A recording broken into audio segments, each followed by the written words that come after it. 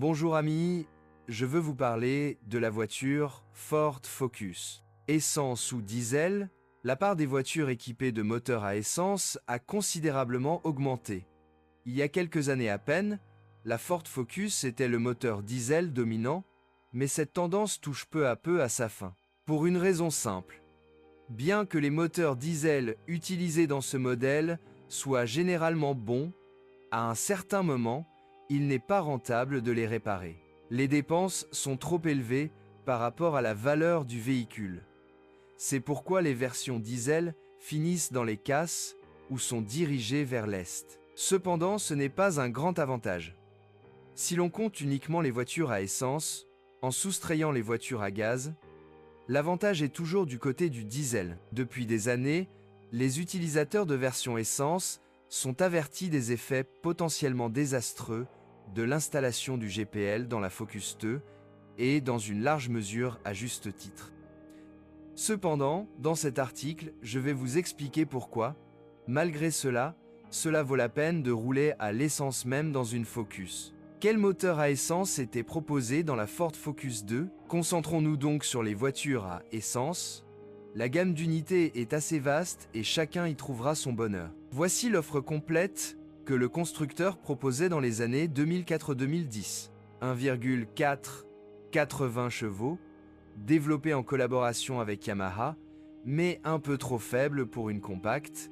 Cela fonctionne bien en ville, le moteur n'encourage pas la conduite dynamique et ne consomme pas beaucoup moins de carburant que le plus gros 1,6. Les utilisateurs signalent une consommation moyenne de carburant de 7-5 litres au 100 km. 1,6, 100 ou 115 chevaux, comme le plus petit 1,4, ce moteur a également été développé en collaboration avec Yamaha, optimal pour une voiture de cette taille en termes de dynamique et de consommation de carburant. La variante la plus puissante est appelée TVCT, c'est à dire qu'elle dispose d'un calage variable des soupapes. Il n'est pas étonnant que ce soit le moteur à essence le plus populaire. La consommation de carburant est d'environ 0 à 5 litres au 100 km. Seule la version 100 chevaux pouvait être équipée d'une boîte automatique. 1,8, 125 chevaux. Il s'agit d'un moteur de conception différente des plus petits, développé à l'origine par Mazda et modernisé par Ford. Il est clairement plus dynamique que la variante 1,6215 S. Loué pour ses performances, sa grande durabilité et sa fiabilité par rapport aux moteurs plus petits, déjà performants. La consommation de carburant de cette version est similaire à celle du 1,6. 245 chevaux, une conception similaire au 1,8, provient également de Mazda, qui a également propulsé avec succès la plus grande Mondeo, y compris la 3e génération du modèle. La dynamique de la version à transmission manuelle la place au niveau de ce qu'on appelle trappe chaude, consommation de carburant au niveau de 8,59, 0 litres au 100 km. Une boîte automatique à 4 vitesses était également une option. Quel moteur à essence est le meilleur? À mon avis, le meilleur choix pour le moment est l'unité 1,8. Il a également été largement utilisé dans des modèles plus grands, notamment dans la Mondeo, donc l'accès aux pièces de rechange est excellent.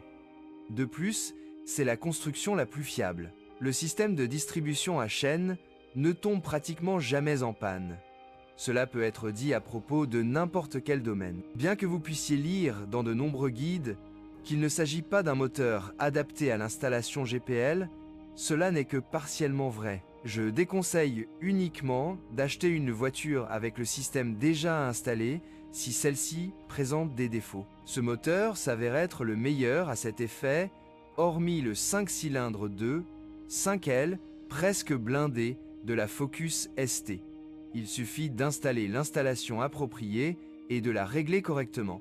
Ici, il faut juste se rappeler que ce moteur a une stratégie de fonctionnement spécifique, c'est à dire qu'il utilise des injections d'essence et pas seulement dans la phase initiale de réchauffement du convertisseur catalytique. Il nécessite donc une attention particulière lors de la mise en place de l'installation après le montage. Si toutes les précautions sont prises et que l'entretien est effectué correctement, ce moteur durera longtemps, même au gaz. Il est intéressant de noter que c'était celui proposé avec le GPL d'usine, même s'il différait par des sièges de soupape renforcés et une culasse. Le bloc 1, 8 offre un bon compromis entre consommation de carburant et dynamique. Malheureusement, il n'était pas proposé avec une transmission automatique. En deuxième position se trouve la variante 2.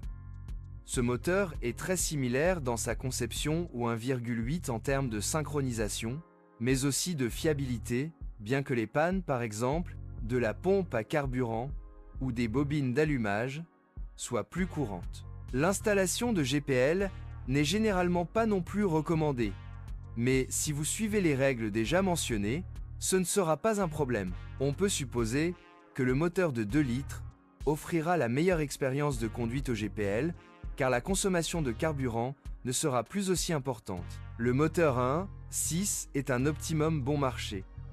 Il n'impressionne pas par son dynamisme, mais il ne gâche pas non plus sa consommation de carburant. Si vous utilisez ce moteur avec parcimonie, vous pouvez arriver à de très bonnes valeurs. D'autre part, même en utilisant toutes les performances, cela n'entraînera pas de consommation excessive de carburant. Cela entraînera cependant une consommation excessive d'huile.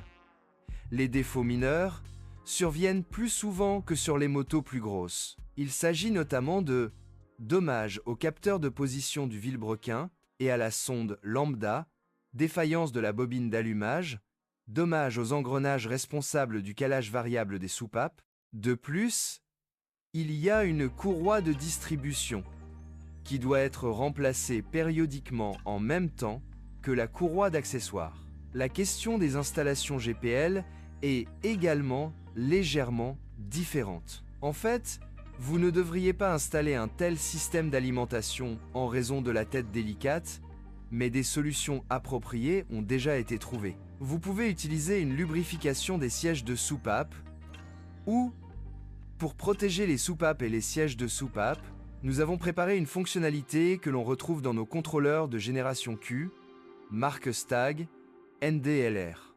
Voici la carte des parts de marché de l'essence. Les contrôleurs permettent le dosage de l'essence à des régimes moteurs plus élevés, ce qui affecte considérablement la protection des sièges de soupape. De plus, il est recommandé de vérifier le jeu des soupapes à des intervalles recommandés par le constructeur du moteur. Il nous reste toujours le petit moteur 1,4 qui est techniquement similaire au plus gros 1,6. En principe, c'est une bonne unité, mais elle ne peut être recommandée que dans 2 cas. Le premier est le très bon état technique de la voiture. Le deuxième problème est l'absence d'exigences plus importantes en matière de dynamique. Par exemple, la voiture est principalement destinée à la conduite en ville. Si vous prévoyez de conduire une telle voiture sur au moins 30 km, il vaut la peine d'installer le GPL immédiatement après l'achat. Duratec ou Zetec, dans le Focus 2, de nombreuses personnes cherchent une réponse à la question de savoir quels moteurs à essence sont Zetec SE et lesquels sont Duratec HE. Il y a beaucoup de confusion à ce sujet et différentes informations peuvent être trouvées, même dans les bases de données de pièces. Je vais vous expliquer pourquoi. Les moteurs essence 1, 4 et 1, 6 sont marqués Duratec, mais il s'agit en fait de moteurs Zetec SE, une évolution de la conception de leurs prédécesseurs. Il est donc correct de les appeler tous les deux Zetec et Duratec. Les moteurs 1,8 et 2 sont cependant de conception techniquement différente par rapport à leurs prédécesseurs portant la désignation Zetec.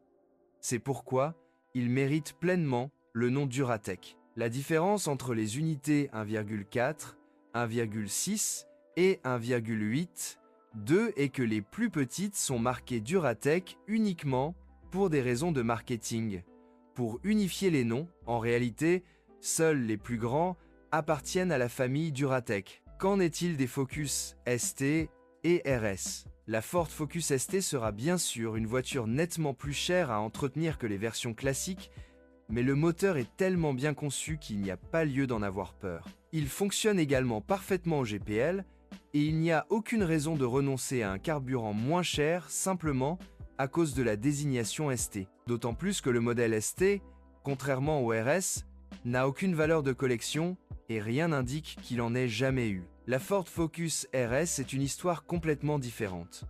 La voiture a été modifiée dans de nombreux domaines, c'est donc une voiture beaucoup plus chère tant en entretien qu'en réparation. Son moteur, bien que de conception modifiée par rapport au ST, est très différent. Techniquement, il est possible d'installer ici un système à gaz, mais cela peut réduire considérablement sa valeur marchande. À quoi faut-il faire attention lorsque l'on décide d'acheter une Ford Focus 2? Tout d'abord, sur l'état de la carrosserie, car ce modèle, comme d'autres Ford, a des problèmes de corrosion. C'est pour cette raison que de nombreux exemplaires parmi les moins chers sont proposés à des prix bas. Tout d'abord, il faut vérifier le sol, puis bien sûr le revêtement en tôle. Si une voiture montre des signes d'une collision ou d'un accident grave, elle ne vaut pas la peine d'être achetée. Il peut y avoir des problèmes de maintien de la géométrie et avec la suspension arrière multibras, cela peut rendre la voiture mal maniable. En même temps, ce sont les caractéristiques de conduite qui constituent l'un des plus grands avantages.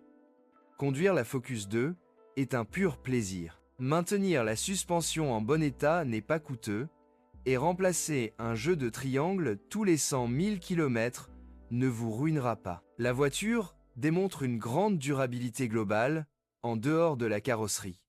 Ils sont faciles à réparer et les pièces de rechange sont largement disponibles et bon marché. Méfiez-vous des voitures américaines car elles ne manquent pas.